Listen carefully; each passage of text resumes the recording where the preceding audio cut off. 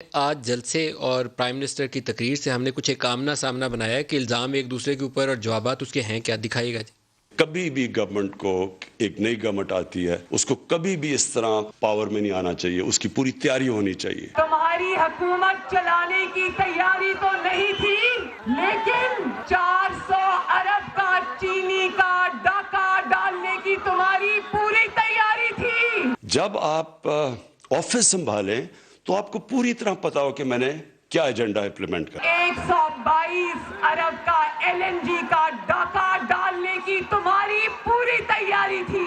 کئی منسٹریز نے زیادہ بہتر پرفارم کیا، کئی انہوں نے نہیں کیا، اور کئی سیکھ رہے ہیں، کئی آہستہ آہستہ ان کی پرفارمنس اوپر جا رہی ہے۔ کیا یہ الیکشن سے پہلے بار بار یہ نہیں کہتا تھا کہ میرے پاس 200 زبردست بندوں کی ٹیم ہے؟ تو آج تمہاری 200 بندوں کی وہ ٹیم کدھر ہے؟ ہر چیز جو ہم باہر سے بیٹھ کے دیکھ رہے تھے وہ بالکل مختلف تھی جب گورنمنٹ آئی۔ 1.5 سال تک ہمیں ایکچوئل فگرز کا ہی نہیں پتا چل رہا تھا۔ جو 2.5 سال کے بعد آج بتاتا ہے کہ مجھے بجلی کا پتہ نہیں تھا، مجھے گردشی قرضوں کا پتہ نہیں تھا، اکاؤنٹ ڈیفیسٹ کا پتہ نہیں تھا۔